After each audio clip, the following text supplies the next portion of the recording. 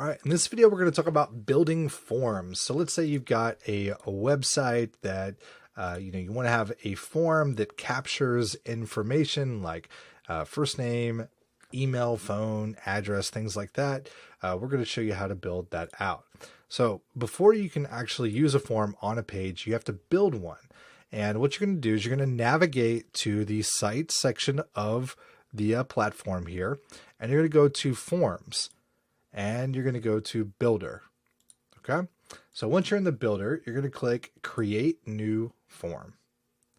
This is going to bring up the form builder for us. And what we have to do is build the sections that we want. Now, the first thing I recommend you do is to change the name of the form. So click Options and change the name of the form. So in this case, we've got a free comic. Let's call it Free Comic. You want to name your form something that you can remember. When you start building out multiple pages, multiple forms, you don't want to leave it as like Form 1 or Form 3 because it can get confusing. I strongly recommend you retitle your form.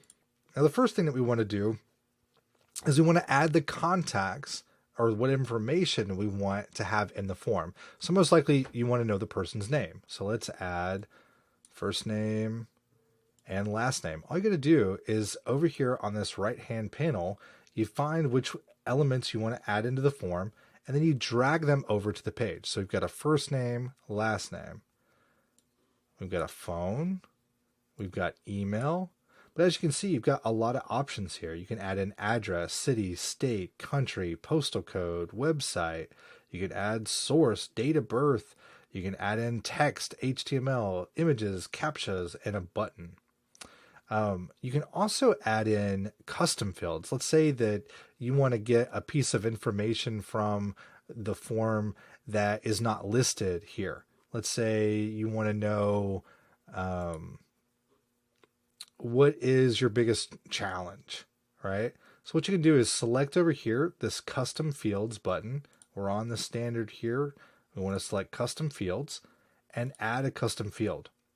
Now, this is also going to add a custom field in your CRM that'll save this information. So like we talked about when we were doing the CRM videos where you add custom fields into the records, this will also add one there as well. So let's add in some text, and we'll call this, what is your biggest challenge?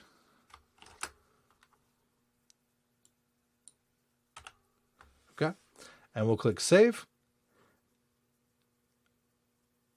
And once we do that, it's going to build one over here that we can drag in. What's your biggest challenge? Now it'll save that information. Now next, what we want to do is we want to add a button. So make sure you click on Standard.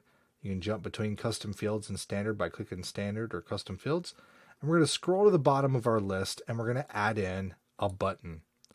Now, when we first add in a button, it doesn't have any styling. It says button. It looks kind of ugly. So what we want to do is highlight that button, and we want to customize it a little bit. So we want to change the text of what it says on it. So we'll change this to submit by adding in the submit there. You can also change the alignment. Do you want it in the center? Do you want it on the right or left? You can also change the width. Do you want it to go all the way across the bottom of the form and make it a big button? You can change the background colors to match your page. So if you got a blue page or something, maybe you match up the colors. And if you memorize the hex codes on your pages, you can actually use those here to get it exactly to be the same color you're looking for. In our case, let's choose black. And if you accidentally X out, you can just reselect it and the menu pops up here. You can add borders. You can change the text color. So maybe you want it to be red text. You can do that. If you want to change a border around it, you can add in a border.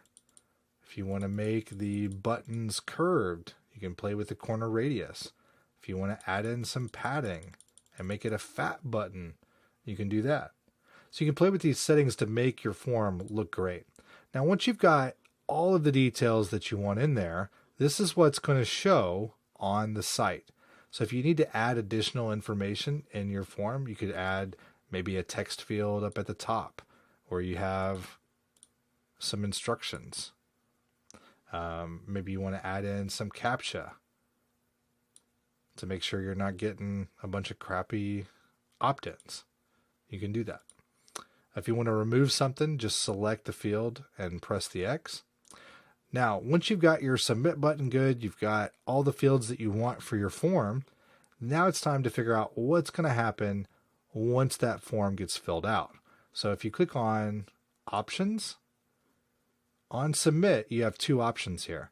You can have it go to a web page. So for example, if you have a funnel, maybe you send them to a thank you page that says, hey, thank you for opting in. Here's your freebie. Or maybe you want to just display a message. So if you want to display a message, you can click Message and just say, thank you. And now it will display that.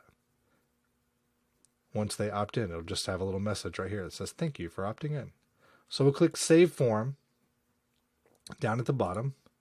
Once your form is saved, now you can use this form on a website. So let's jump back over to our builder here. Here we've got a page. We'll edit it. And let's add in a funnel on the page. So just like you do with normal elements like images and videos, all you got to do, click Add and Form. And what it's going to do is bring up a form picker. Now this is where the titling comes into play. When you start getting lots of forms on here from building out your application, you want to be able to remember what form it was. So click your form. And as you can see, now the form is on to our page.